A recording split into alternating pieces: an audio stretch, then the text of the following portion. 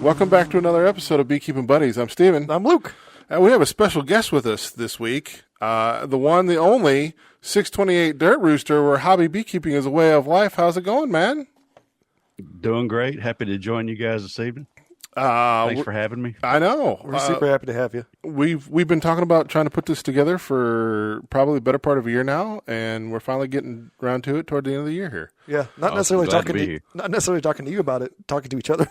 Well, because the question is like, are we ever gonna do we want to have guests on, and then the time it takes to line up the guests, and the episodes seem to do really well for feedback, but it does take a lot to put them together. But I see that for this time. So for everybody out there, Dirt Rooster, also known as Randy McCaffrey, he is probably best known from his YouTube channel out in the YouTube world as 628 Dirt Rooster. He covers mostly all beekeeping content on that channel for the last 12 years, or what? Mainly. Occasionally I'll sidetrack onto something, but it's 99% beekeeping, removals or general beekeeping. And how did you get started with the beekeeping hobby / job? This was 15 or so years ago. 16 years ago, my brother had gotten into beekeeping with a friend of his, and they decided they wanted to do some cutouts. So they did, I think, 2 maybe. And I was claims adjuster and contractor at the time and have a pretty in-depth knowledge of all types of construction. And he had agreed to do a removal out of an old furniture warehouse built in 1860 something, and it was a really cool old building, high ceilings, heavy construction, heavy wood beams and that sort of thing, and it had an elevator in the back of it, which was the coolest feature of the whole building. It was a hand crank elevator with these giant pulleys and ropes. You pulled the furniture up and down through between floors, but it had a hive up in the top of it. And the building next door had burned down, but that wall had stood. And between those 2 walls, for the 100 years or whatever that those 2 walls had been there had been a buildup of dirt. So there was a good thermal barrier for that outside wall on this building. Bees had gotten in that, coming in over the top of that old abandoned building wall. And he called me and said, I've got a hive to remove out of a building in Laurel, and I need your help. And I said, well, I don't have any knowledge of bees. I don't want to know anything about bees. You're welcome to any of my tools. And he said, it's not your tools I need. I need your brain. I need to figure out how to get to these bees without destroying this 150-something, 160-year-old building, whatever it was. So he talked me into coming in and helping him figure out this building. And so my dad, at the same time, was interested in what was going on, so he came with us. And it was just in a difficult spot, way up high in the very upper framing of this building. It was a unique building anyway. It was just hard to get to, but we got to them, and where they were, we could only get to the bottom of combs. We could touch combs. Now, looking back today, I could have removed the whole thing from the hole that we got. But back then, I didn't know anything about combs, how they attach, how big they are, anything like that. So I told my brother and the building owner, I said, the only way I can get to this is with a lift from the outside. So if you want to rent a lift, I'd be glad to finish this job up. Otherwise, we're able to touch comb, wiggle them.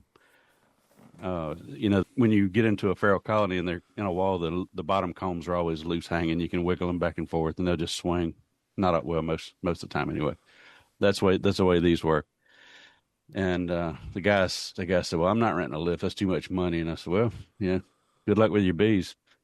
And back then I was like, you could exterminate them. You could exterminate them. Tommy said, I'm not doing that. So Tommy was loading up tools. And when you started talking about exterminating, he was out. Mm. And the guy said, I don't know what to do. I said, well, figure it out. If you get a lift, call me. If not, I don't know what to tell you. See you. So I thought it was interesting. I didn't have a suit on, and I was real nervous about to begin with because I didn't know anything about bees. All I knew was the old movie where they drove that Volkswagen into the Superdome, What was it, the Killer Bee movie? Oh, yeah. Killer Bees. Oh, I thought you were talking about Farley when he runs around. The bees, oh my gosh. Yeah. Save yourself. Save yourself. Did it work? Yeah. So after that, I was like, that is really pretty interesting.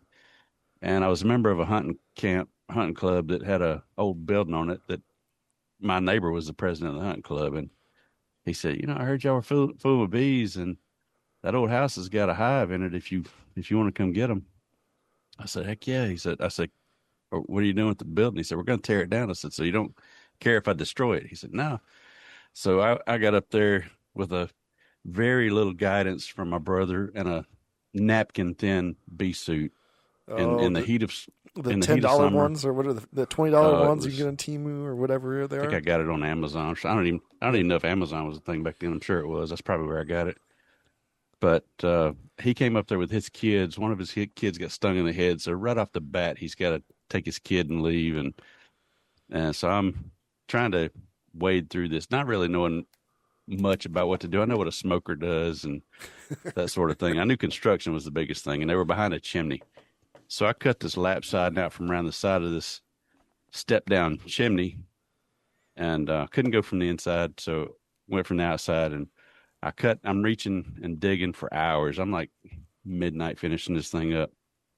But I had this makeshift bee vac that was working pretty good. Had my smoker, had my suit, but I'm just getting tore up with stings because I'm just drenched and my suit sticking to me.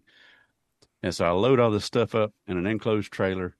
I had separated into 2 boxes. I'd combed the rubber banded combs up and put bees on them. Got as much bees as I could on them. And then it was dark enough I could transfer the bees from the vac into the boxes. And so I kind of set the whole thing up in two separate hives. And I thought I had strapped everything down fairly well. So over an hour drive home down twisty, windy, bumpy roads, I get home and I drop the ramp gate on that trailer, and the walls are just carpeted. I mean, bees are just all over. So I spend the next hour or so with a dustpan and a little whisk broom picking up bees and putting them back in boxes and setting them out on my yard. And I come inside and by this time I'm swelling pretty good. I look like I have a goiter. My neck's all swollen. My arms are tore up. It was probably 60 or 70 stings. And my body wasn't used to it at that point, so I was swelling pretty good. And I came in to get a shower, and it's 2:00 in the morning. My wife wakes up because I'm running the shower. She comes in there and says, "What are you doing?" And she just looks at me. She goes, "Oh my gosh, what are you gonna do?" And she's like, "Are you gonna go to the hospital? Or are you gonna take Benadryl? What are you gonna?" And the only thing I said was, "I think I'm gonna do it again." And she said, "I'm going back to bed." Like, you have problems. I'm going back to bed. So was that your worst sting experience? Oh no, not even close. Not even close. What's your worst one? Not even close. My worst one was yellow jackets, but are you talking about my worst one overall or worst one honeybees? Honeybees, yeah. Oh, with honeybees, I've probably been stung 150 times on a single day. Just getting in there and in a difficult spot to reach. I couldn't really be suited up because all I had was a ventilated suit, and I was working up in trusses, and the suits will snag on those nail plates. Yeah. And so you'll get up in there and get stuck, and then you're trying to work yourself, and it's just it's hard. It's time consuming. So all I had was a veil on and some long gloves, and I probably took 120, 150 stings on about a 9 or 10 hour removal job in an apartment complex one time. And if I figured out early on, I haven't taken that many in a long time, but if I take a whole lot of stings, like 70 plus, the only thing that really happens to me anymore is my eyes are a little crusty the next morning. Yeah. But my body handles it pretty well. And most of the time, if I get stung 30 times in a day, you can't even see them the next day. But you had gotten stung as a kid, so you knew you weren't allergic when your brother called the first time, right? No. I had been stung by some wasps when I was a kid, but never honeybees. I got stung. First time I ever got stung by honeybees was when I was probably, and this is when I found out how fast honeybees are. I was probably 17 or so years old. I ran a lot. I was on the football team. I was pretty fast, but my dad had hired this old beekeeper to come put some hives out because we had a plant nursery. So he had guy, Mr. West or something, came and set out a couple of hives in our old dog pens on our salvage yard. We had a salvage yard too, which was down, 200 yards from the plant nursery. He goes and sets these hives out in his salvage yard. My dad goes, "Follow him down there and watch what he's doing. Go learn something." And so I get down there. Sounds like a dad. Sounds like dads in the 90s. Yeah, I get that. This is in like 80, 85, 86, I don't know, that's 87. right. So I get down there, and this old man's got a bee suit on. He's got a smoker going. He says, and it was windy and overcast. He said, "You might want to stand back a little bit. It's windy and overcast, and they get agitated." And I said, "That's all right. I'm faster than they are anyway." And so, I was full of myself. Famous last words. Yeah, I was full of myself. So I was. He said. He cracked the box open, and it was almost immediate. They came straight for me. I think they ignored him completely and came straight for me and just started wearing my neck out. I probably took 7 or 8 stings that time, but I took off running, and they were catching me, of course. And I jumped in an old car and shut the door and was just killing whatever was getting on me. Yeah, yeah. So that was the first time that I ever really took honeybee stings, and so I didn't have a bad reaction from it. I'm surprised at how many people were like, I want to keep bees, and then you ask them, are you allergic? And they're like, I don't know. And I'm like, you're out here in the hives for the first time, and you don't know if you're allergic to honeybees? Yeah. Okay, well, this might be exciting. Yeah. Well, and you're going to get stung, right? I mean, that's a part of beekeeping. Yeah. There's folks that are like, no, I won't get stung. No, you will. They'll find it. My worst one, I had 2 that are memorable for me. The second year I started beekeeping, I had some property. I got bees when we moved out of St. Louis to our first rural property in Illinois. We had 5 acres, and I wanted to have some bees because I liked honey. And I had a neighbor when I was a kid growing up in the urban Memphis that had bees down the street from me, and I had a garden, and I wanted pollinators and bees, and so there was a guy. I lived down the road who said he'd mentor me and made me a split the first year, but the second year, and I had 2 hives set up, and I'm mowing around the hives with a tractor with a brush hog, and I had backed up to the hives to mow around them, and I bumped the stand with the brush hog and knocked a hive over. And it's like middle of July, right? Like it's almost 100 degrees, and they were tick off, and they're looking for anything to sting. And they found me on there. I saw that, and I'm like, oh boy, here we go. And so I got nailed, I don't know, probably half a dozen times before I got far enough away. And then, of course, the hives all upside down, and frames are spilled out everywhere. And I'm like, and my wife's looking at that, and it's like, what are you going to do? I'm like, I'm going to go put the suit on. I'm going to go put it back together. I'm going to fire up a smoker. I'm like, what else am I going to do? And I didn't take too many more from that, but I learned pretty quick that you don't want to knock them over when you're not ready to be in the hives. No. So my dad has done that twice this year. This year? With his he's got a toggle controlled wheelchair. Yeah. And he's got neuropathy in his hands and his feet, and he's been beekeeping long enough. He feels like he can go out there unsuited, and he'll get out there and bump the hive stands and knock hives, or it just rattle them, and they'll tear him up, and he'll call me and go, "Those bees are so mean." I'm like, "What'd you do?" "Well, I knocked a stand over." Like, I guess they were mean. But back to your point about whether or not somebody's allergic or not, and this is not medical advice, legal advice, nothing. Don't sue me. But back in the day, before we keep EpiPens on the yard now, just in case somebody comes by or wants to train or whatever. But people would say, well, I don't know if I'm allergic. And I say, well, I'll hook you up with some bees. You can go sit and drive through at the ER and let them sting you and see what happens. You figured out.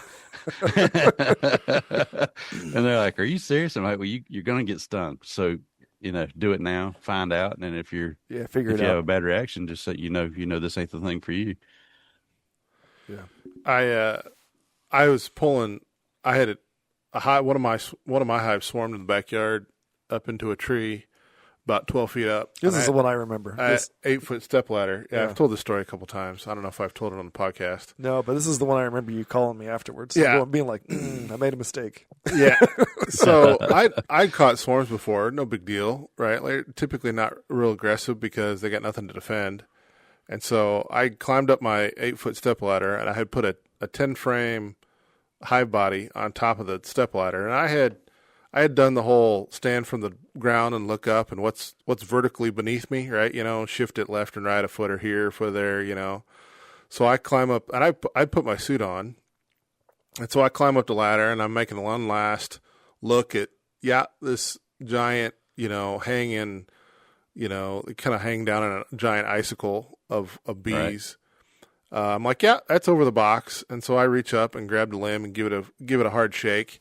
And I misjudged, she's smiling on the camera. I misjudged the box by about a foot, and I dropped it right on top of my head instead of the box. Yep. And so the suit did a great job, except this is like June, and I'm wearing shorts. And so they just absolutely lit the ever-living crap out of my legs. Yeah. And I'm like, you can't just run away, right? So, I quickly pull the box off, and now, 3/4 of them are on the ground underneath the ladder, So I quickly grab the box, throw it on the ground. Of course, they'll march into the box, and then I tear off up to the house. And I get up to the house, and the wife and I think my mom and dad were up, or they were watching, and they're like, "Oh man!" And so I started having her pick stingers out, and I stopped counting in 30 in one leg. And my legs all swelled up, so I went and sat at the computer at my desk, and I got a 5-gallon bucket of water, and I stuck my legs down in a 5-gallon bucket of water because they were so hot and swollen, and I wanted to keep them cool. And then I got so cold because all the blood vessels, right? It's all going to rush all that blood down there to deal with that, but then it's in cold water, so it was just pumping all of that heat into the water, and I got super cold, and I never did have any kind of lasting effects from it, and then for the first time ever, I don't know, about 6 weeks ago, I got stung in the eyelid. I had during a cutout. We were doing a cutout, and I had a suit on, veil on for a bit, and they weren't a problem at all. And then I took it off, and we spent another hour working on them. And then just randomly, we were finishing up, and I had stuck my head kind of in the wall to look down the wall to see how much comb and stuff had fallen down the wall to see what we needed to reach down there and pick up. I think when I stuck my head in there, it got somebody's attention. Yeah. And she flew out and tagged me right. I'm wearing glasses because I'm old enough now where I got to have glasses for reading glasses. Yeah. So not full-on safety glasses, but it was enough to cover my eyes. And she zoop right over the lens and nailed me right in the eyelid. Yeah, and getting it out, he's sitting there, and I'm like, I don't know if it's in his eye or in his eyelid. So I poked it out. But it could have been real bad. If in the eye, that would have been no good. I'm sitting here cheesing because I can relate to all these stories, and I love a story where somebody just gets absolutely destroyed. Oh yeah, shaking a swarm or anything. It's so great, especially if you've ever done it yourself. And I've done it a few times, and I've, of course, I'm recording a lot of the time, so there's at least a couple of them that are on YouTube that are just. People are like, "What are you thinking, dude?" It's just, it was a better idea at the time. I noticed. I've watched your videos for several years now. I've been beekeeping since 2008, and I probably ran into your channel. I don't know, probably 2010, 2011, somewhere in there. Because I was looking for beekeeping stuff online, and back then there wasn't a lot of beekeeping YouTube around. I think I started YouTube in 2012, maybe. Yeah. I think we went and looked it up. Your oldest video is about 12 years old at this point, so that seems to track. Well, I had about 40 videos that I deleted. Some of my earlier videos I deleted, so there's about 40 of them that's gone. So, but I don't remember when. It's been 13 years or so. And I know over the years you've had both your brother and your dad involved. So it's been, and you kind of said it started out kind of as a family affair. What does your brother do that then full time also for beekeeping, or is he kind of like you where he dabbles in a bunch of different stuff? He dabbles in a lot of stuff. He owns a antique store. He's got 2 Allstate agencies. He does nukes in the springtime. We're all quote entrepreneurs, so we've all got our hands in everything. That's just must be McCaffrey genetics, because every McCaffrey I know owns multiple businesses, and my dad's no different. He's owned 100 businesses, but he's of course these days he's handicapped, so bees is all he thinks about. That's all he's going to talk about is bees if you go visit him. Well, that's all right. In case I don't think we mentioned it here on the podcast, if you know Randy, you probably know he's down on the Gulf Coast. But any of the listeners, his beekeeping world is significantly different weather-wise from our Midwest weather here, and I think we're going to touch on some of that a little bit. You also, in your videos, you cover a lot of commercial stuff. Did you, I don't know, was it 3 or 4 years ago now, you had a big venture out west to do almonds and got stuck in a snowstorm on the interstate? And that's the best trip of my life. I don't know about you guys, but if I go through hardships, that's the most memorable times of my life. And when we went to Oklahoma, up to California, and back across, everything that could go wrong went wrong. Every piece of equipment broke. The trucks overheated. The RV we were going to stay in messed up. Everything went wrong. And so, we ended up sleeping in air mattresses on a floor in somebody's house. And it was a miserable trip, but it was so memorable. And looking back, it was so much fun. I would do it all over again, especially with so have you done it again? The breakdowns. I haven't done it again. I haven't had the opportunity, but it was such a great time and a good learning experience. I got to see how, what the almond orchards look like and how you just drive forever. You never run out of them.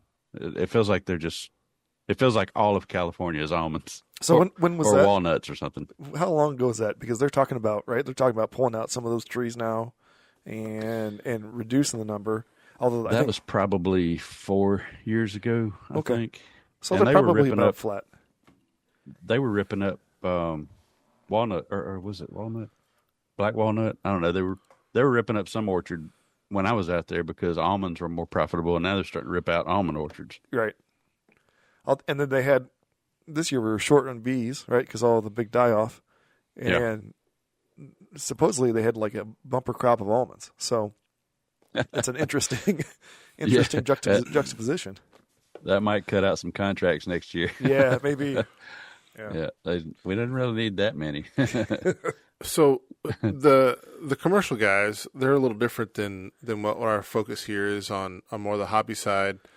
And I know we've talked personally in the past that you've covered it on your YouTube channel that you've moved to full-time beekeeping world several years ago.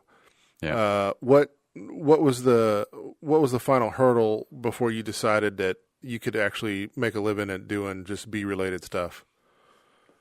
It was purely meeting the amount of money I was making as a claims adjuster. As long as I could make that, I was fine doing, or get close to it anyway. If I could get close, I'd rather do bees cutouts any day than do paperwork, depositions with attorneys, go sit in settlement conferences at the courthouse, just investigate people, whatever I had to do. And beekeeping is so much easier, and there's no paperwork. And I just enjoy it. And with 32 years as a claims adjuster, you have an investigative background, and it kind of transfers over into beekeeping, where I'm figuring things out. And so when somebody tells me this is how this is, I go, well, we'll see. Yeah. Right. And I like to figure things out. But and then you do.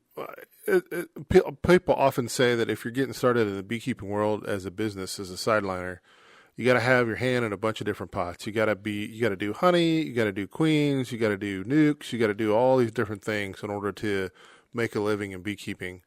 I know most of your content is cutouts, but are you primarily focused on just cutouts? Is that where you primarily doing most of your business as a business? Yeah, and I would say don't spread yourself too thin over everything. Find your niche, find what makes you profitable, and focus more on that. And whatever comes along, try other stuff, because you never know until you try it. I don't know if I'm going to make any money on selling rendered wax until I sell some rendered wax, and now I know what I can sell, and it ain't enough to even fool with it. No, every time somebody calls me and says I need a whole bunch of wax, and I go, all right, well, I got about 1,000 pounds here. How much? 2 or 3 pounds. Yeah. Yeah, it'll be in the mailbox. Come by and pick it up. So, the lion's share of my income comes from cutouts. I do some property management, which is accounts for another 10% of my income, but it's mostly cutouts and nukes and queens. How many cutouts? anything else. How many cutouts do you think you're doing a year? Just a ballpark. I did 140 something last year, and I'm on track to do about the same this year. I'm at about 120 now, and we've got 3 scheduled for this coming week. But it's slowing down. It's that time of the year where it's going to slow down, and I'll pick up 2 or 3 over winter months each month. Depending on what's going on as the housing market changes, I get more because if there's more sales, they find bees. So the bees have to go. So I did one of those last week. So if you're doing 145 cutouts, between 140 and 150 cutouts, the average person, the average beekeeper probably equates that to 140 to 150 hives. So that's more than just the average beekeeper's got in hives sitting in a backyard. So the short version is, what are you doing with all the bees? So out of 140 cutouts, you might get 120 viable colonies. Some of those are going to be cleaning out dead outs or sick colonies, or even the clean outs that we do of dead colonies, I count that as a cutout. Sure. We're still going there doing a full hive removal. And so my first, during the spring, whatever early catches I get, those go on my yard or my dad's yard. After that, we're kind of through, when we're kind of through nuke sales, any of my local nuke customers, I offer them. If I've got somebody that I know that's really trying to put a yard together and really making an effort, I'll say, hey, I'm bringing home a bunch of bees tonight. Bring some equipment. We'll dump them in your truck when I get home. And so I give away, I don't know, probably 50 to 70 colonies every year. Yeah, that's pretty nice. And then I know you also have a sort of an ongoing yearly jousting match with some of the other YouTubers over catching swarms. Yeah. So you're pulling out 100 hives worth of cutouts, but you're also catching. What was this year's total for tally for this swarm year was catches? pretty low. I was under 20, but I was 3 ahead of Mr. Ed, which is really the only thing that counts. I know. That's really the only thing that matters. As long as I'm ahead of Mr. Ed, I don't really need to keep up with the total numbers. He keeps up with it. Mr. Ed's another YouTuber out there who runs a bunch of bees at an abbey, and I swear you guys have been in the 30 and 40 and 60 swarm catches a year in the past. We have. I don't know if it's a large influx of hobby beekeepers down here that are trapping or catching swarms. I don't know if that's having an effect on it, but the swarms are still out there. I'm still getting a lot of calls for it, but part of it probably is that I'm busy doing cutouts when I get swarm calls. Mm-hmm. So if swarm calls, I still charge for them unless they're really close and really easy. And so if they can get on swarms you charge for? Oh yeah. So I'm self-employed, so I got to cover my time. So if you want me to come get a swarm, you can either get on Facebook and get somebody to do it for free, or if you want me to do it, I'll come out and do it. But you're gonna have to pay. We just had our monthly beekeeping meeting last Friday, and we sat around 4 or 5 of us, 6 of us stood around afterwards talking about bees. And one of the topics that came up was the guys in Texas apparently get like $100 to come pick up a swarm. And for us in the Midwest, we were floored with this idea that somebody's going to pay you, because right now Luke and I and probably a half a dozen other members of the club will jump at a chance to go pick up a swarm for free and be thrilled about it all day long. And we make accommodations in this. We've got extra woodenware riding around in the car for the random call when we're out and around, just waiting to pick up another swarm. And so we're always floored when we hear that there's a market out there where you guys are getting paid to come pick up swarms. Yeah. Now I've made up to, and I don't, this is not average, but I've made up to $400 for a swarm catch before. Wow. So, 150 to 250 is not uncommon on a commercial property. If the Coast Coliseum calls me and says, and this has happened, Coast Coliseum called me and said, we've got a swarm on the ground at will call, and the Harlem Globetrotters are coming in. They're supposed to be here. Will call, or the ticket booth opens in 3 hours, and there's a swarm on the ground larger than a 14-inch pizza, and we need them gone. This is, last minute call. I said, well, $300, I'll come get them. And they said, okay, well, let's get approval. They got approval, called me right back. All right, come get them. So I go down there. They've got the whole area cordoned off. And I get out there with my BVAC on the ground. They're like, "Are you going to find the queen?" I'm like, "Yeah, I'm going to find her, but they're on the ground. She's dead." So they're like, "She is? How do you know?" Like, "'Cause they're on the ground." Yeah. I'm like, "She's dead or sick." So I vacuumed all the bees. I picked the queen up and took her inside and gave her to the lady. I said, "Here, you put something on your desk and as a memento." And she said, "Are you done?" I said, "Yeah, I'm done." She said, "All right, well, here's your check. And by the way, would you like tickets to see the Harlem Globetrotters?" And I said, "Oh, heck yeah." So me and my wife took our grandson to see the Harlem Globetrotters, and I spent more than $300 in merchandise. Yeah. Merchandise. So They understood how that ordeal worked. Yeah. Yeah, they That's got awesome. me. What? But yeah, if a business calls, and a lot of times a business call is a rush situation, like a truck stop, especially when a B truck comes through and fuels up, and they leave. Man, we've picked up as much as 7 BVAC fulls off of one truck stop on a single stop, and so you have to charge for this stuff. I think it's there's some real impressive videos you've posted of the giant clumps of bees, and when I say giant clumps of bees, I cannot overstate. You filled a pickup truck. Yeah. The one I remember is that you filled a pickup Yeah. truck. You've cut bees. a 4-inch limb out of a tree because the weight of the bees had broke a 4-inch pine tree limb.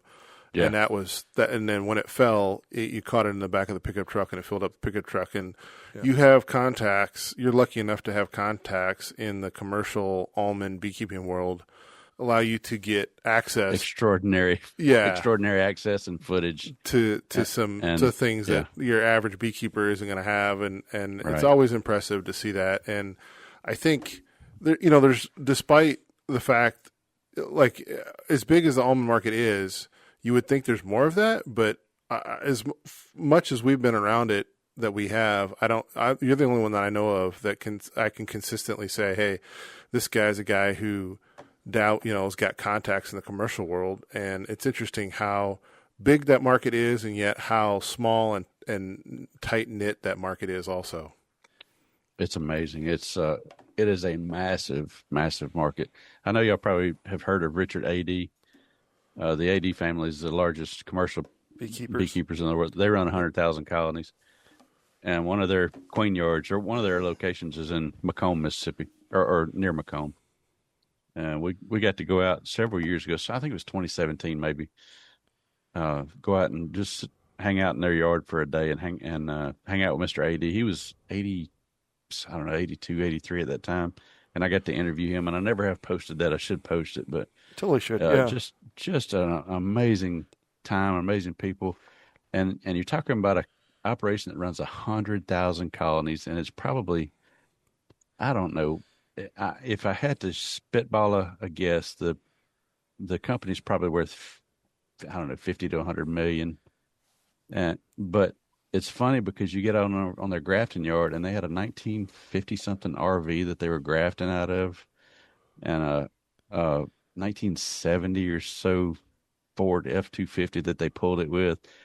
And so this old truck and old RV, they would pull it out on the queen yard, set it up, a generator and everything for power, do all their grafting and stuff. And when the season's over, they winterize those 2 pieces and put them back in storage. But these 2 old pieces of equipment have stayed in the family and on the operation forever. But, Mr. A.D. told me how he got started and the companies he's bought up and how he got that big. And it's interesting.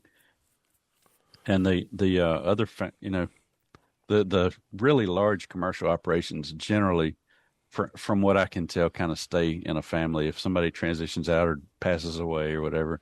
So like the one that you see us at a lot was Bauer Honey, and they sold, or Mr. Bauer, I guess, sold to Wonderful, but his family stayed in it as running the operation. So Darren, that's in my videos, sometimes was the son-in-law, and he runs this yard that's close to us. It's 20,000 that they run out of that yard, but the company that bought them, Wonderful, runs 70,000 colonies. And it's the same company that owns Cutie Oranges and all that kind of stuff. But they have yards in Florida and Texas and everywhere else. But this one here stays at 20,000. That's what Darren manages. We often take questions from listeners and students and things. And one of the ones that popped up that we said we'd talk about on the podcast, but also Luke is going to address specifically. He's going to have a little talk coming up about there was feedback from, did you hear, did the news make it to you that Luke got his master beekeeper certificate? He's a certified I knew he was master working on beekeeper. it, Yeah. but I did not know he got it. Congratulations. Thank you. Yeah. Congratulations, doctor. Yeah. So out of that class, there was a request for him to talk more about the business as he has transitioned into full-time beekeeping over the past year to year and a half. Okay. And there was a follow-up question more specifically to talk about how he established and why he established an LLC to go along with that. And Sure. Since we're been talking about the businesses of beekeeping recently, you set up an LLC for what you do? Oh, yeah. Dirt Rooster Enterprises, LLC. And you had that before you had all the properties, or is that specifically set up for the beekeeping stuff? It was specifically set up for the beekeeping stuff because Dirt Rooster is the name that came along with the YouTube channel. I had that was dirt biking. So my YouTube channel was originally set up to do dirt biking videos, and I was just doing beekeeping at the time, so I recorded and posted that just to learn how to use YouTube, and it just kind of stuck. And by the time I wanted to change the name, which is probably good I didn't, because it's probably more memorable than anything else I would have come up with. But by the time I decided that I didn't, people were calling me Rooster or Dirt or what, they didn't know what to call me because I didn't really use my real name a whole lot on the videos.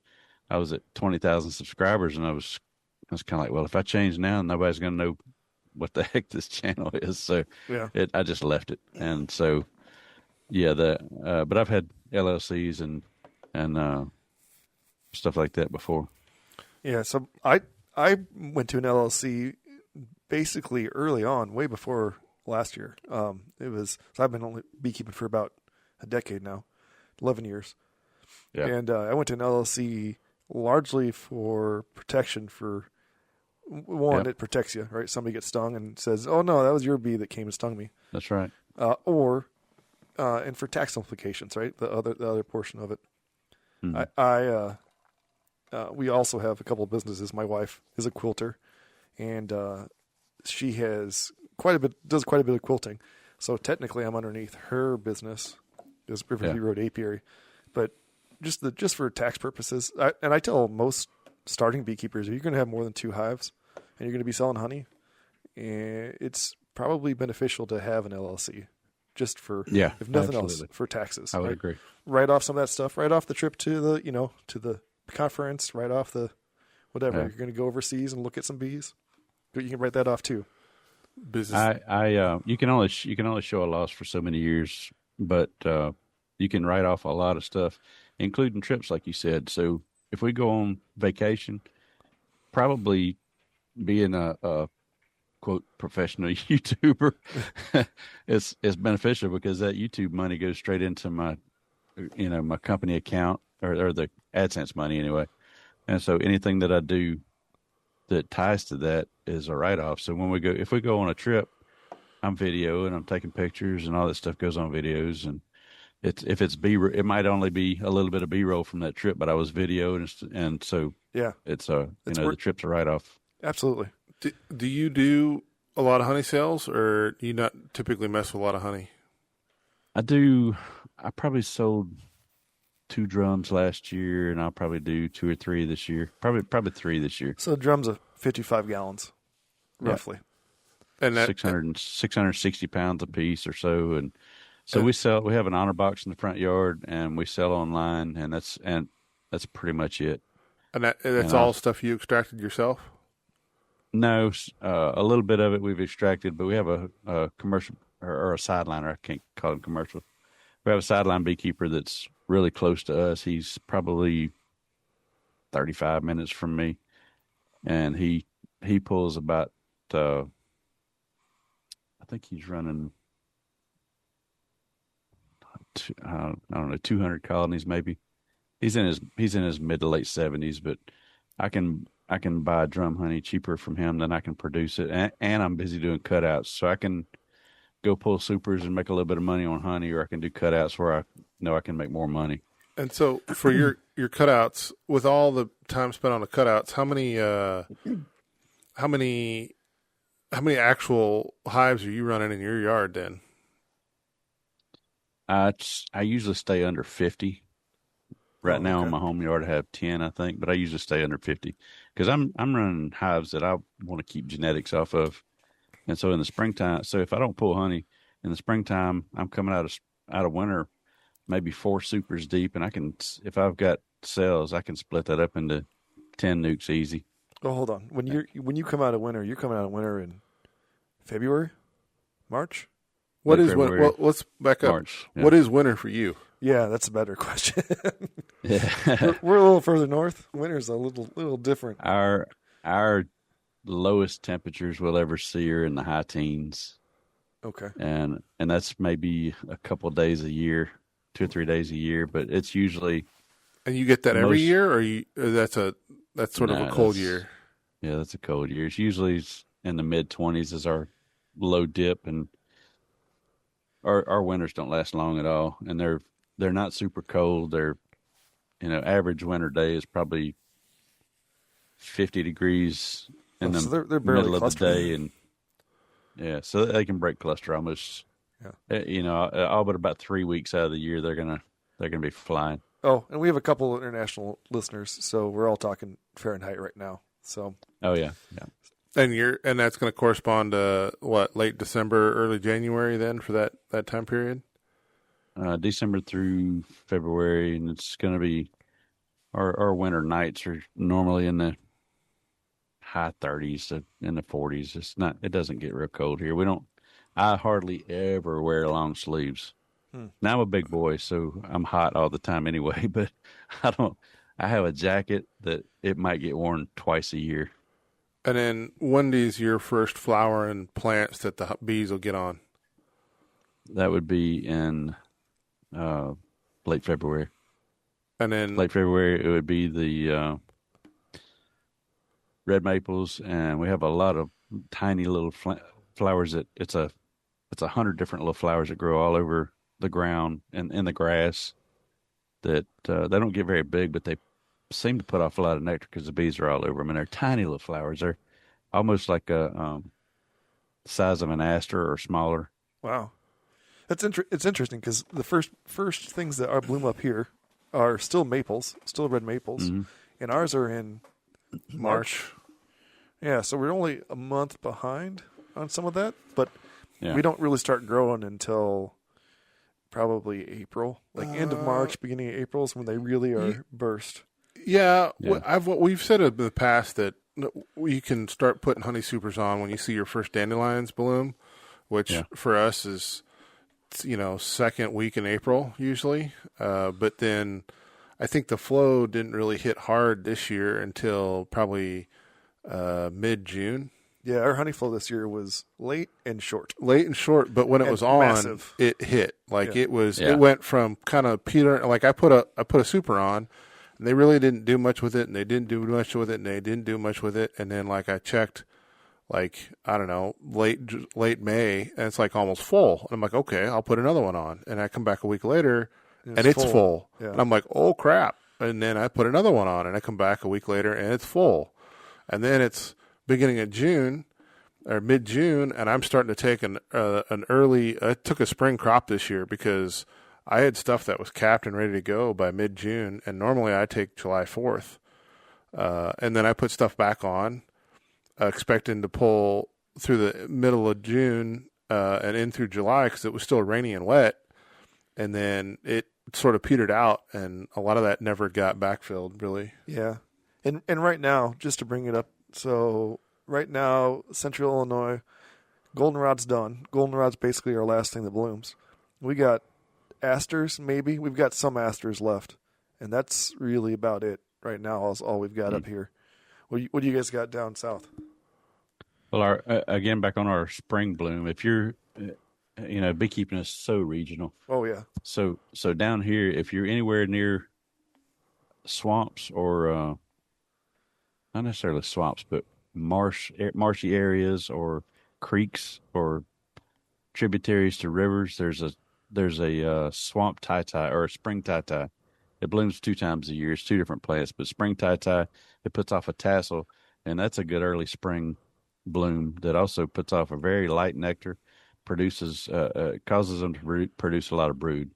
Because it's a real thin nectar. But right now, our goldenrod is in full swing, and unfortunately, where I am, we don't reap the benefits of a lot of goldenrod because we're not in a farming area. There's no row crops. There's nothing like that here. There's a lot of neighborhoods, and so it's a little bit along the roadsides. We don't have full fields of it until you get 15 minutes in almost any direction from us, and then there's a few pastures with it, and so we're in the middle of goldenrod, but it doesn't produce enough to do anything other than produce a little bit of honey and turn the combs gold. Yeah, be stinky and stink. Yeah. I don't know if your goldenrod stinks, but ours smells like kind of like gym socks. It does. On my yard, it doesn't. We don't produce enough to turn it stinky. Yeah, mine today. I was out today and walking up to it about 30 feet away, and you could smell it from 30 feet away. That Chinese tallow, is that one I've heard you talk about before? That's one of our largest nectar producers. That's a summer flow.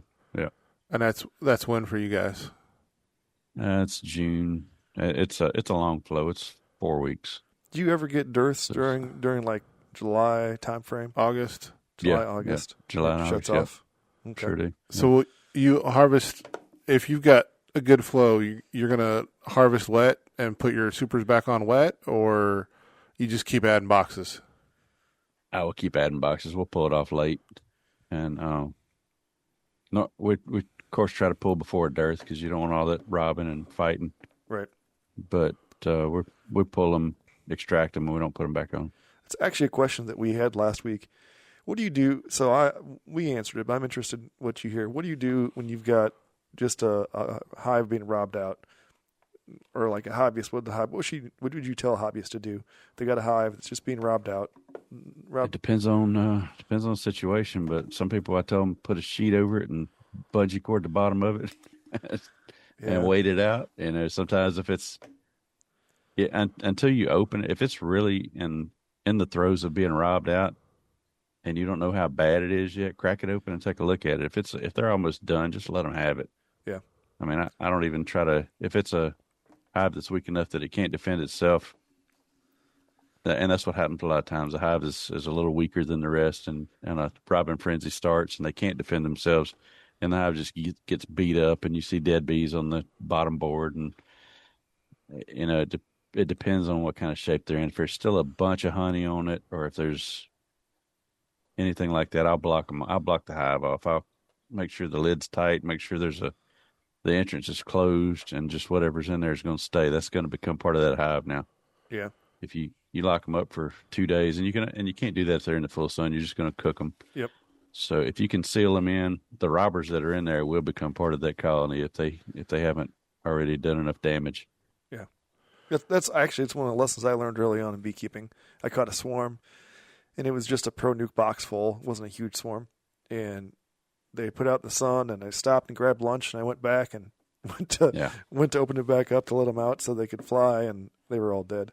So they'll fry in the sun. I don't generally go into mine during a dearth. Yeah. You're probably going to cause a problem, and so especially with Elizabeth now lately, she's been setting up doing teaching for kids, and she wants an observation hive, and if they're in a dearth, I'm like, I don't care how bad you want to frame of bees, I ain't pulling them. Use pictures. Yeah. So speaking of this time of year, what are you working on right now? Are you doing cleanups and yard maintenance? I'm doing cleanup, and today I was out actually picking up equipment from a beekeeper that's getting out of the business, or that's gotten out of the business. He had a bunch of equipment that was still out there, and it was probably 50 or so double deep setups with inner covers and top covers and bottoms, and it's all cypress equipment. It's old, but it's all cypress, so most of it was in pretty good shape. And he had, due to health issues, he quit a couple years ago, and he sold everything to a guy who I knew who had gotten out of bees, gave me all his equipment, and then decided he went back in. And I said, let me give you all your stuff back. No, I gave it to you. And I was like, I don't care. Come get it. Well, he didn't. So he bought this guy out, and now he's abandoned it basically and told him just give it away or burn it. Wow. And so they found me, and I went out there yesterday, and I actually went yesterday to load it up. Me and my brother went and loaded about, I don't know, 20 of them. You got to get that on a trailer, I guess? Yeah, it's all in my enclosed trailer. So I still have to go back and get the tops and bottoms. I just took the boxes today, but me and my brother loaded a bunch of it a couple weeks ago, and I went back out there yesterday to start loading again, and the guy came out and started talking, and we talked Bible and we talked scripture for an hour and a half. So we basically had a Bible study and didn't get anything done. So I went back today, and I see him coming across in his tractor, and I was like, I gotta get this done and get out of here. So him and his brother showed up and helped me load today, and we loaded all the boxes. So I've got to go back and get the bricks and the top covers and the bottoms and all that kind of stuff. But he got other equipment with that, extractors and smokers, and he had already sold all that kind of stuff. So now I've got all this equipment to clean up, and I'll probably give most of it away. Again, with my nuke customers, with my local nuke customers, when they show up, most of them, by and large, most of them are new beekeepers. They generally don't have enough equipment, and I'll just point to the pole barn. I say, you need boxes, you need, whatever you need, walk out there, just pick through, get what you want. Oh, what can I pay? You don't pay me anything, just go get it. So that's basically what I've got. I got another pile of equipment that I don't have anywhere to put. And all that equipment, there was no live bees? No live bees. And I counted today, it was 32 hives that I picked up today. And I think me and Tommy got about 20 last time I was out. Not a single live colony, but they're all out in the direct sun. I don't know. Luke knows I like shade. Yeah. If the boxes are getting cooked, they're metal top covers. If you ever leaned on a metal top cover in the Mississippi sun, you're not going to lean long, and that heat transfers. There's not a big thermal barrier between that, even with an inner cover between that and the tops of the frames. And so there's a lot of heat in those boxes out in direct sun. Now, of course, they do better with small hive beetles like that, but of course, if the hive beetles can't stay in there, neither can the bees. And that's why you get a lot of beard. That transitions into another question pretty good. Speaking about losses, a lot of people in the Midwest will chalk up losses associated with climate. They were too cold or they starved. What do you feel like is from where you are? What do you attribute most of your losses to, or the hobbyists around you? I'm sure all yours do perfect, right? Yeah. It's a question. It's a question that I love to step on toes with. Yeah. And every new beekeeper, it doesn't matter how they lost bees. It was the varroa. It was the varroa got them. Doesn't matter how, and it's the beekeeper. It's usually the beekeeper. They don't know how to manage bees. And I talk about this occasionally, and it usually falls on deaf ears. But new beekeepers want to become a pharmacist before they learn bee biology or beekeeping. They don't understand how bees work. Half of the brand new beekeepers know more about using oxalic acid than I do. They know when to use, what temperatures to use, might away quick strips or anything like that. They've heard that it's been pounded into them, and it was never more clear to me than last month. I went to 4 different bee clubs, and I spoke at 3 of them, and every one of them, and I'm treatment free, and I don't care if you treat, it's your bees. I do with mine what I do. You do with yours what you do. I really do not care, but I just tell people how I do, and it's evident that I'm being really successful with it. I show it on video, and so I'm not just out there spouting. So I've 3 of those clubs that I talked at, all 3 of them, when the meeting was over, the club president, as he's dismissing, says, "All right, now don't forget to treat your bees." And I'm like, yeah, why am I here? Yeah. Why am I here? You hit on an important thing. One of them is you need to learn how to best keep bees as a beekeeper for you. Because different folks do different things. Some of them are absentee landlords, and those I found that the guys that don't ever check their bees ever, those are the ones that lose bees, and then they're shocked about this time of year. My bees absconded. My bees left. Right. Yeah. And you ask, well, what was the last time what were they doing last time, and how are they doing? And they don't have an answer. Yeah. If you ask them if they autopsied the hive, even if it's getting weak, have you checked it out? They don't know they don't know what to look for. Right. And that's important. You know that too, because you've been trying to train some students to work along with you, and it's taken over a year to get them trained up onto what to look for. And those students are cracking 70 hives a week. Yeah, 70 a week. And usually between 10 and 20 a day. Yeah, and during we the got peak season. We've got beginners that are touching our hives. If we can get them to touch them once a week, we feel like we're doing good. Yeah, and now that's not to say go out and be in your hives, every week. If you got 2 hives and you're out there. I'd rather see you be in them so much that they abscond, like your first couple of years, rather than to be. I haven't been in them in a month, and I'm afraid of bothering them, right? Or I'm afraid of them. Mostly what I see is they're afraid of them. You get stung. We talked about getting stung early in this, right? And it hurts. Yeah. Because, we talk about, you get stung 30 times or 100 times. It still hurts. Yeah. Inside you still feel it. Yeah. Inside of the nose is the worst, right? Inside of the nose. Yeah. Man, they'll make you cry. The eyelid was not great. Yeah, eyelid. They'll make you cry. So that experience that you're giving those guys is invaluable. To go through 20 to 70 hives in a day or a couple of days, that people don't understand that if you're managing 2 colonies for a couple of years, you don't know anything. Right. I run into 3-year beekeepers that they text me pictures of drone brood and go, look at all these queen cells. Yeah. Right. Going, yeah. you bought your first nukes from me 3 years ago. What do you even? I mentor a couple of students a year. And I still get questions from those students.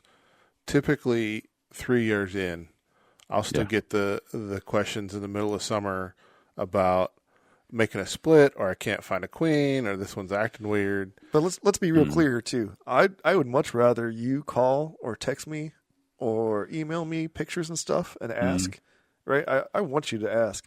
We've got a lot of information out in the world, and actually it's one of our questions, and I'll just give my opinion before we ask you, but my opinion, we got a lot of information out in the internet right now, and it's not all correct, especially when it comes to beekeeping, and you get some pretty off the wall suggestions or ideas. Sure. And usually I used to be kind of not as nice about those questions, right? And be like, what are you doing? What are you talking about? But now it's usually I ask, how'd you get to that point? How'd you get there? Where did you find this information? It was on my Instagram reel. And how did you get there, right? Because there's data out there, right? And I'm just want to know where maybe you misunderstood something. Maybe they were talking about Central American peas, right? The stingless peas, and you thought that applied to your Western honeybee. Your mini scorpions can go and just... Yeah, the mini scorpions, right? I get asked about mini scorpions all the time. Yeah. All right. So what's your thoughts on the status of the rise of internet beekeeping? You think that's helping? Do you think that's hurting? What's your stance on that? I mean, as somebody that does, right? So my favorite answer to any beekeeping question, and I like yours too. What got you to this point? Yeah. But my favorite one is it depends. Yeah. Yeah. And so almost any question in beekeeping, you can say it depends. And we talked earlier about new beekeepers. Any of my customers and a lot of non-customers, I make myself available to. So a ton of people have my phone number, and my wife gets tired of it because I answer so many texts and phone calls during the day. Probably five people a day on a regular basis that I'm mentoring or answering questions for. And most of them, when they call with a question, they are not providing enough information for me to give them an intelligent response. And so I give them an assignment list. It depends. What did you see on the brood frames? Or what did you see on the honey frame? How much honey you got? What is your hive weigh? And so I'll make them go do an inspection or take pictures. Because a lot of times they'll send you pictures of the front of the hive and say, "What do you think?" Yeah. I go, "Yep, looks great." Yeah, looks like a beehive. How's the colony doing inside? You text me that again, I'm just going to block you. I've told you already. I don't do drive-by inspections, and you're not either. Yeah. And so if they, you don't especially down here with hive beetles. I don't know what your hive beetle situation is like up there, but down here, you might have a giant pile of bees on the front of a hive, and it looks awesome. And you're like, whoa. Because even I don't like bearding. You don't see bearding on feral colonies because they're not dealing with heat situations. Well, heat and humidity causes hives to beard. And when those hives are bearding, all those bees that are outside are not being productive. They're just completely useless. They're just hanging out there because it's too hot or whatever to get back in that hive. Well, when the hive beetles slime out a hive, when the beetle larvae slime out a hive, the bees don't want to be in there, and they'll come out and it just looks like a bearding hive. You can't really tell. So if you haven't done an inspection, you might have a hive that's just dead, and that's the remnant of the colony just hanging out on the landing board. So if you haven't done an inspection, don't even bother calling me or texting me with a picture of the front of your hive going, look at these bees all over this box. Yeah, well, what's the inside look like? Yeah. Well, and to give you an idea about hive beetles up here, I had somebody call me that they found 20 hive beetles on the inner cover of their lid, and and they were really worried. And their fix was an interesting fix. I hadn't heard of it before, but they took a shop vac, like a little mobile shop vac, and just vacuumed them up. Yeah, and I was like, oh, that's interesting. I hadn't considered it, but we have so little issue. Like we still have hive beetles here, and you play like squish a hive beetle, right? How many can you squish? How many, pull it off. Can you get 5 before playing whack-a-mole? Whack-a-mole. Like exactly. You pull the lid off, and you're like, "Oh my god, I had an infestation. I had squished 6." Yeah. See, whoever's listening that makes phone apps, you can have the hive beetle app, and how many hive beetles can you squish when popping? So that's laughable down here. Now the vac trick does work, but you have to immediately, as soon as you crack the lid, you got to be on it with the vac, and you're gonna get some bees too because the bees are corralling the hive beetles.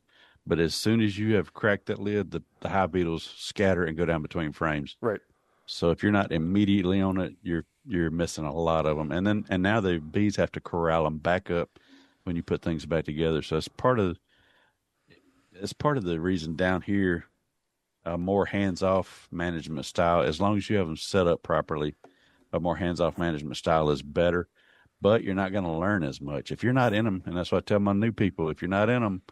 And they say, how often should I inspect? And I was like, that depends on your pocketbook. I would inspect every day, and I did when I first got into it because I was so interested and wanted to see what the bees were doing. I wanted to see how long I could be in them before I got stung because I wasn't suiting up then. Yeah. And so unless you're in them all the time, you're just not going to learn anything. You can watch YouTube video after YouTube video, even my stuff, as great as my stuff is.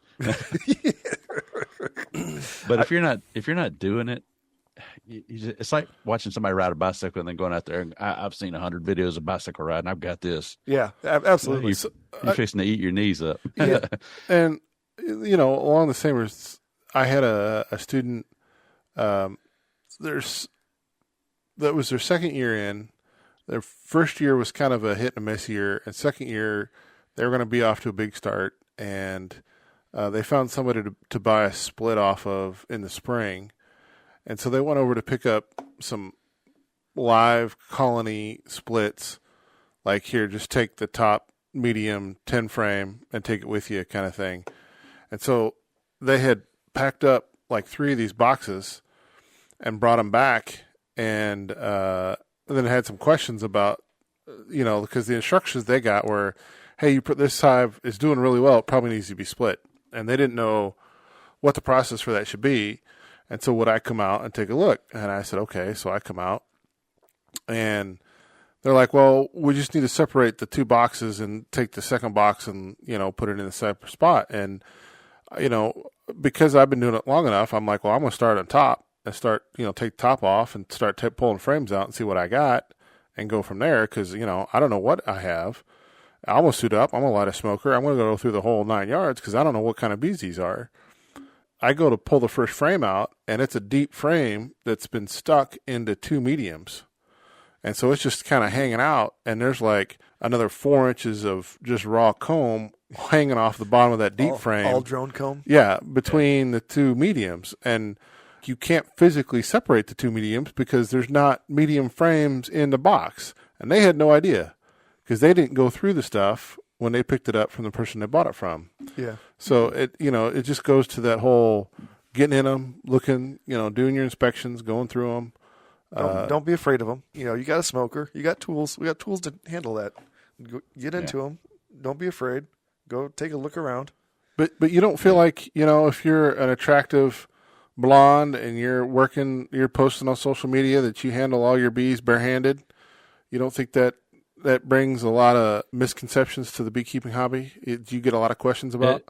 It does. I don't get a lot because if you're talking about Erica, she's over on TikTok more than she is on YouTube. So if I post on TikTok, people that don't know me because I'm not on TikTok a lot, they'll comment and say, you should get, Texas Bee Works to come take care of that. And I'm like, yeah, they're going to come to Mississippi and take care of this. But if you don't know that her information is, while she's an excellent beekeeper and she knows what she's doing, most of her video work is entertainment purposes only. Right. And I can't tell you how many times I've had to tell random people that aren't beekeepers, that find out that I'm a beekeeper, and the first thing they want to tell me is about this chick who handles all of them barehanded. And I'm like, that's not how. Now, if the general public wouldn't notice this, but those cutouts that she gets into, I can tell, and if y'all look, you can probably tell most of them they've already been into them. Yeah. Yes. The bees are all clustered. They've smoked them. The bees are all clustered on one side, or they've opened them somehow, because when they're opening them, comb's not just falling everywhere, and that happens a lot when you're opening a hive. Comb's just busting off. So they're cherry picking the ones that she shows, and it's still interesting to watch, right? They've also been. I'm sure, and she does. It she makes does a great great job, content, but at the same time, the number of people that I have that see that and then think that's the average beekeeping experience because they have never seen the Randy style beekeepings, or that's an average cutout. Yeah, because other things we run up to up here.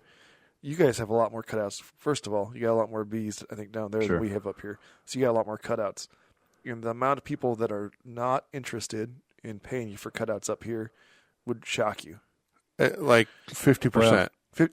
Easily 50% of the folks would be are saying, you get the statement of, I don't want to pay for that. That's not uncommon. I had one today that called me wanting a free cutout. But it's not uncommon, but I'm fairly good at sales. And as I talk to them, as I'm sussing out what's going on with their property or what it's going to take to get to these bees, and they hear how I'm talking to them and how I'm making them describe the construction style and what am I going to have to do, and I'm talking about taking crown and base and covering their carpet and this and that. And then they've talked to some other people that are like, yeah, I can cut a hole and probably get them out, and probably and maybe this and possibly that. Yeah. But and they talk to me, and I'm cocky, kind of. Yeah. But they know that I'm sure of myself, and they understand that I know what I'm talking about. Sure. And when I price the job, there's no, it might be this or that. This is your price, or this is a range. Yeah. A lot of times I'll bid in a range if I don't have enough information. But I get a lot of no's, but I've been in sales long enough. A no ain't nothing. That's just somebody needs more information or they need more time. I'm like, how many people did you call before you found me? It was seven or eight, and I'm like, and nobody would come get them for free. No, and I'm not either. Yeah, this is what it's going to cost. Yeah, and there's a lot of them that contact me that insist they're not going to pay, and they end up paying. Well, and I've told Luke this, and I talk it up every time the subject comes up, and like you gotta, it's our job doing cutouts to educate people and make them understand that this is the equivalent of having a plumber or electrician come over and do work. It is. A plumber, especially emergency situation, right? Like this is your sewer stopped up, and you want somebody to come out and fix your problem that you don't want to deal with. It's messy, it's difficult, requires special tools and special knowledge. And, what are you going to pay for that, sir? Ask that person. What are you going to pay to have that electrician come out and do that, or that plumber to come out and do that? Oh, this is several $100s. Well, there you go. It's going to be several $100s. Well, this isn't just for cutouts, though. This expands, and I don't know what you guys charge further south for honey, but this is on honey sales, too, and the products that you sell. Like people making candles, people making lip balms. And even honey sales or pollen, right? People undercharge because they feel bad about charging for something that we love to do as beekeepers, right? I've never met a beekeeper that doesn't love being a beekeeper. That's kind of a sickness as part of that hobby, right? Like, there's something mentally that you have to have that makes you go, yeah, I'll mess with some venomous insects to pull some flower. We're nectar. broken. We're broken. That's pretty well known. Yeah, right. One of my students this year, she struggled, and we pulled 30 pounds off the hive, and super excited. We went through the whole extraction process at my house. Super excited to do it all. Super excited to have 30 pounds. But still we're struggling with the hives here at the end of the year. But super excited about the 30 pounds. Sort of lamenting all of the challenges along the way, the costs associated with the challenges along the way. Having to cull some hives with EFB and start over and things like that. And I'm like, well, that 30 pounds, that's $10 a pound. That's $300. There's some, you can recoup some costs there. And the first thing was, I'm giving that away. Like I all friends and family, I'm going to give that away to my friends and family. And I'm like, yeah, I mean, that's your call, but like you work hard for that. Understand you work hard for that. And that's worth something. I'm like, it's great that you get, if you want to do, holiday gifts or something, that's one thing, but just be like, hey neighbor, here's some honey. Well, I don't know. I break the rules for the close neighbors because buying off your neighbors, if you got honeybees, yeah, right? Like it depends on how close they are. I buy off all my neighbors, and I'm not telling them when I'm giving them the honey. I'm like, this is payment for putting up with my 70 hives that are in your backyard that may have stung you while you're mowing your yard. You got Randy. Have you got people that you have talked off the ledge after they've had a particularly bad winter and lost, 70, 80, 90% of their hives? If they've been in it long enough that they've got enough hives to call a percentage like that, they've kind of made up their minds. And it's if they're quitting now, I'm not gonna talk them out of it. It's like your heart wasn't in it anyway. Yeah. The ones that I can talk off a ledge are the ones that have 2 hives and they're a year or 2 in. And I lost both five or so hives and they're 2-3 years in. Yeah, pick up 2 more nukes. It's $350. You could be back in it. It's a springtime. You almost cannot screw up in the springtime down here. It's almost like back in the 80s again. In the springtime, they're busting at the seams. As long as you give them room to grow, you're almost not going to mess up. And you're going to pull a honey crop. And that honey crop is going to more than pay for those nukes. And we can start down here. We can start on 2 frames and pull a honey crop. That's crazy. So I don't. If they're in it deep enough that they've got a lot of equipment and they've decided they don't want to do this anymore, I don't try to talk them out of it. I'm just like, wasn't for you. Your heart's not in it. Go find something else. But I want to hit on your point, Luke, about the cutouts that don't pay. I am in a special situation just because of where I'm at. For anybody that's listening that thinks that they might want to look into doing cutouts for a living, for one thing, you need a population around you. Without a population, you could have a population of humans. You could have a population of bees that's out of control, but nobody's going to call you to remove them. They don't, if they're in the trees in the woods or in old buildings, they don't care. If you don't have a population around you that has bee problems, you're not going to get the calls. And so I'm in a situation where I can do this full time because of the amount of people and because where we are, bees just thrive. Feral colonies just thrive. It's you could kill every managed colony on the coast, and in a year, everybody would be back to the same thing. You think the feral colonies are stronger or better than managed colonies? The genetics are going to be about the same. I think it's just their situation that makes them better. They grow bigger and a lot of that has to do with there's not temperature swings with them. The hives they're protected. They're super protected. Most of their entrances are on the north side of structure or in full shade. They never see full sun on the entrance. Almost never. They don't beard because there's not full temperature swings like there is on managed colonies. Are sitting out in a field and they're 68 degrees at night and then 95 or 100 degrees in the day when the sun's pounding on them, and they're having to deal with all that. So if your house was like that, you wouldn't do well.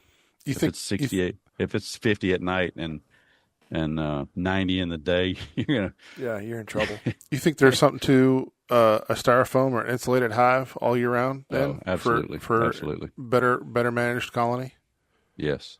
I'm not a northern beekeeper, so I can't speak to y'all's winters, but I have enough experience with a little bit of cold that I know that bees can take cold better than they can take heat. You can cook a hive in just a few minutes, but it takes a little while to kill them with cold. Like the Apame hives are an R factor of 7, I think. Stuff like that. I really like that. Those even the cheaper poly hives that or polystyrene hives. Lyson, Lyson has a nice polystyrene. Some of them have problems with wax moths chewing through them, from what I hear. Yes, only if once they're abandoned, then the wax moths will chew them up. If you leave it, like the friend you were talking about earlier, that just left those hives, and if they were the real cheap polystyrene, wax moths will chew right through them, and they'll leave little holes everywhere. The bees don't seem to really care all that much. They'll still propolize all that up, but it doesn't look good. And it loses kind of some of the structural integrity.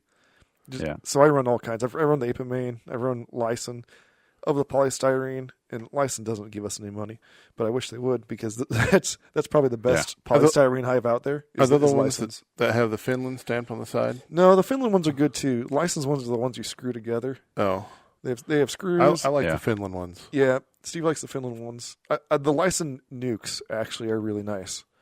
Those stand up real well, and they're 6-frame nukes, and they're styrofoam, and they have a slot on the top so you can get a feeding shim in there. So at least for winter, right? I haven't paid much attention to the pricing on the polystyrene hives, but there's a pretty steep cost to getting involved, and if you're going to scale it any size with Apamay or anything like that.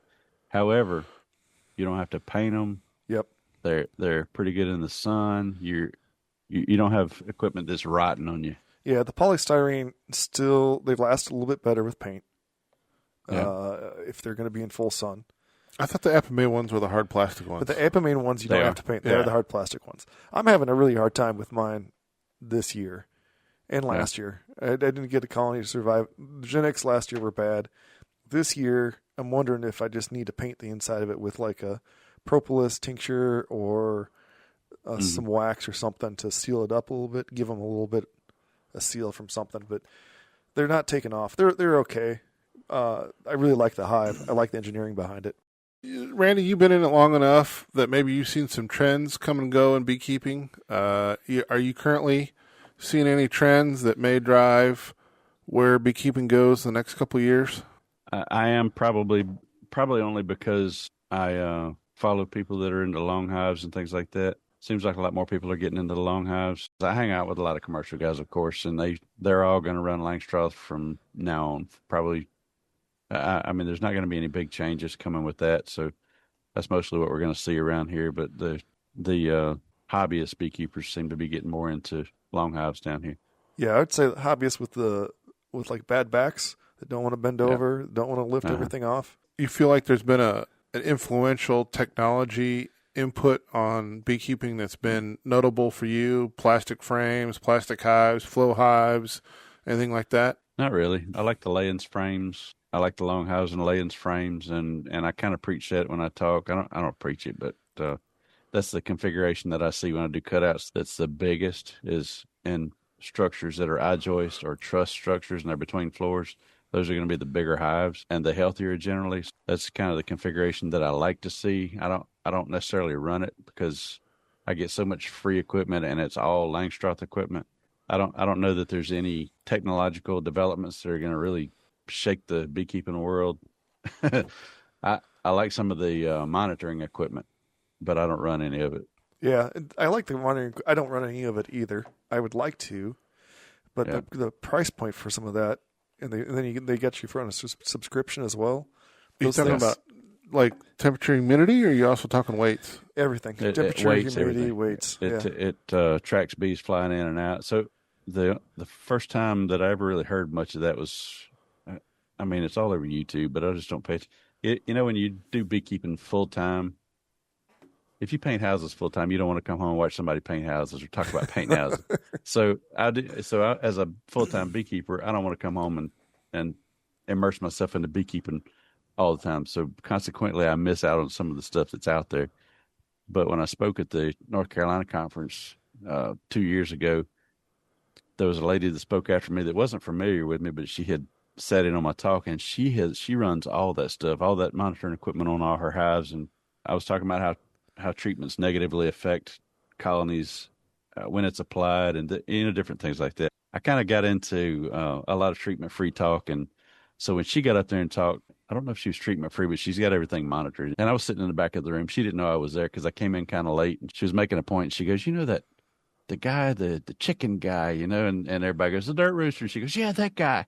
What he was saying is exactly right, because I can see at what point in the morning my bees go out to forage. I can tell how much of the colony's forage, and I can see the weight they bring back. It was all these details that she could see that I was like, that is very interesting to me, because I didn't even know. I knew you could monitor to a degree, but I didn't know you could get some of the details that she was sharing. I was like, that's incredible stuff. So I started looking into it a little bit, but I just don't have time for it. Well, that sort of dovetails into the last question here to wrap up, as we're running on time. What keeps you passionate about beekeeping after all these years? What keeps you coming back and keeps you going out there to get stung more?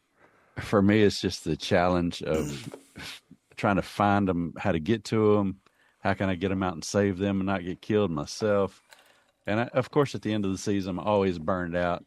So this time of the year, I'm just like, do I really want to do any more? But then after, a lull through the winter where I'm only doing one or so a month, and the spring kicks off, I'm like, yes, let's get it. And Pete's the same way. Pete's my helper. And I'm like, hey, I'm starting to get calls. I'm ready to go. Just call me. Just let me know. Let me know what days.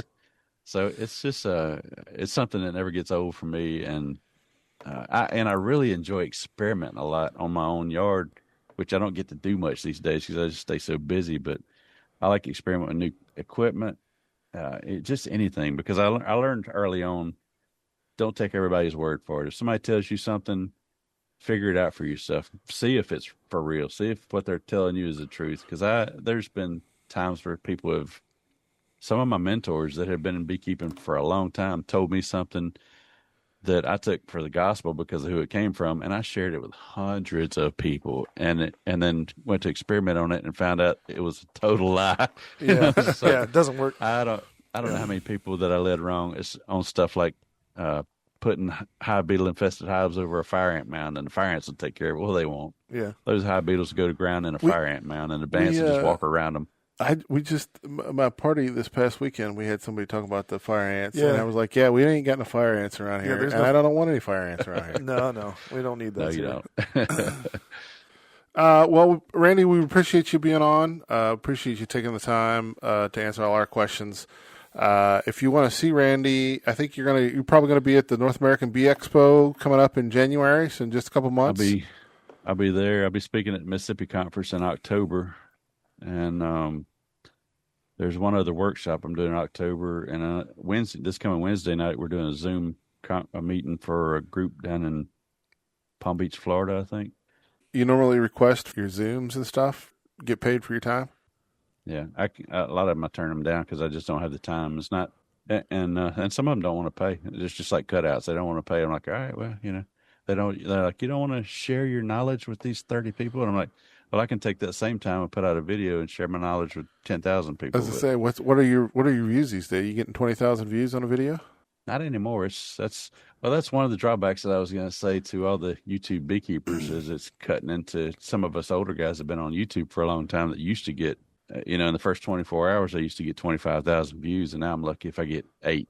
And I think that a lot of that has to do with there's changes in YouTube, and there's a saturation in the beekeeping community, and also when I got started, nobody had seen stuff like that, and so it was a big thing. Well, now everybody's seen it, thanks to Erica Thompson. Everybody's seen it. It's not that special anymore, and so there's that. But well, I know you struggle sometimes with this is yet another cutout of bees in a wall that's vertical. Yeah. How are we going to make this different from the last time we showed this? But then again, I always love to see you struggling getting your fat self all wedged up into an RV, and trying to cut them out from underneath the sink, wrapped around the plumbing and electrical. That's always it's great entertainment for me. It's hard to stay.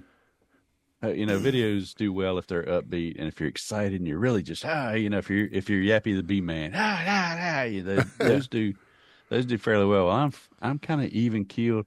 I'm about as excitable right now as you'll ever see me, pretty much. I'm pretty much even keeled. So, but when you've done 1,700 removals and you're trying to video the next one and find something interesting about it, and you're like, here Pete's climbing a ladder,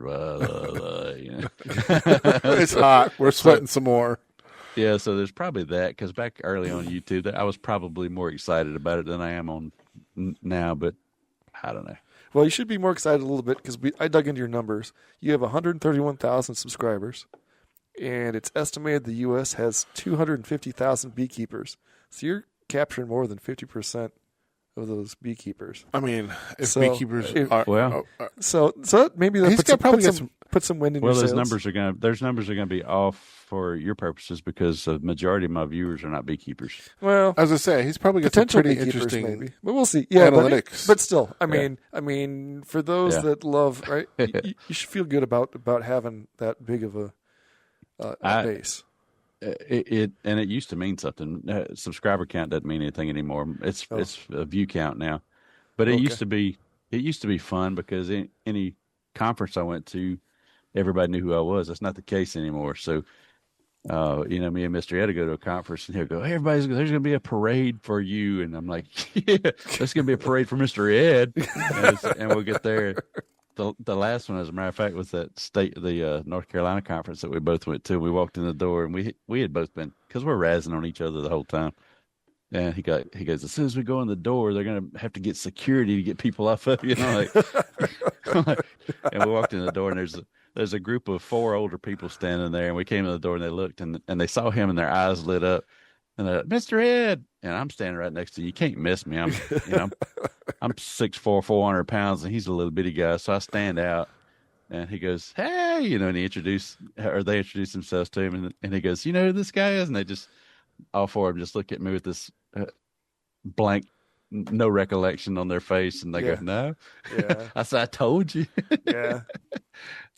That's all right. We know who you are. We're happy to have you on. It's funny. It's fun, and so when I do I get recognized out in public about once every 2 weeks maybe, and it's nice for somebody to say hello. And how much merch you signed? I don't even know. A lot. You got asked to sign something. You get recognized out in the public, and I know that was weird. It was weird. I've only had that happen a couple times, but I won't say I felt bad. At first, I felt real bad. I'm like, "Oh, I'm going to ruin your shirt." And they're like, "No, I want you to sign it." I thought, wow, all right. I never had a problem with all that. It's probably a good thing it didn't happen to me when I was younger. I might have a swelled head over it, but I grew up in a very small town where my dad had a lot of businesses, or a few businesses, and everybody knew us. So anywhere we went, everybody knew who we were. If we went to a restaurant, "Hey, it's the McCaffreys." So it's kind of the same thing, just on a different level. And so when somebody sees me in public and goes, "Hey, Dirt Rooster," I go, "Hey, what's up?" I go say hello, but it's not any different than when I was growing up, and the whole police force knew us, or all the restaurants in town knew us, or wherever everybody recognized us. So I was walking through the Home Depot or Lowe's or something the other day, and somebody walked by. "Hey, Steve." I'm like, "Hey." He kept walking. I'm like, "I have no idea who you were." I'm like, "I must have known you for bees, because I don't know." Bees or the Schmidt. You got your YouTube Schmidt Farm. You got the goats on there. We're only pulling like 5,000 viewers. Right? I don't have that many. That's significant though. And the other interesting thing is how we keep the podcast people are real interested in our podcast, because apparently, now we're up to. You're actually our celebration. We got 4,000 listens. We've got 30. This will be episode 37, I believe. Yeah, 4,000 listens. Almost 2 years now. Yeah, different viewers, which apparently is listeners. Significantly outside the norm of the average people that sign up to do podcasts. Well, y'all do Y'all do a great job. I've listened to a fair amount of your podcasts. Y'all do a great job. I enjoy listening to them. Now, I don't get on podcasts a lot, so I have to be specifically looking for you. Yeah. Because I'm usually watching YouTube. Oh, I appreciate it. And I guess our most common feedback is it's a podcast about beekeeping that actually talks about bees. And I get that feedback, and I'm like, well, what the hell else would we talk about? Well, if you listen to some of the other ones, they go off topic, and I we try to stay pretty much on topic. And this is basically a video. This is a podcast version of what we sound like during our beekeeping meetings. Yeah, We're just hanging out. Here's a little pat on the back for both of you. Elizabeth hates to listen to what I listen to. I listen to a lot of audio books and sales books and different things like that on Audible. And so when we go on a trip, I've got earbuds in, usually listening to something, and she's doing whatever she's doing. Well, recently, that's about a month and a half ago, I guess, we're going on a trip, and I didn't have my earbuds, so I just turned the Bluetooth on the radio, and I'm listening to y'all's podcast, and she's listening. And she goes, "Who is it?" We're probably listening for 5 or 10 minutes. She says, "Who is it?" I said, "That's Luke and Steve." Yeah. I was going to say something else, but I'll leave. So anyway, It's them two jokers. She said they do really well together. I said, "Yeah, they do." She said, "I don't mind listening to this," and I was like, "Well, I appreciate it." Well, you can tell her thank you from us. So she's more familiar with Luke. So I said I described you. Yeah. But, the awkward dudes that kept hanging out during the Well, North American Honeybee Expo. Luke's going to be down there for North American Bee Expo. No, not awkward at all. Oh, And I don't.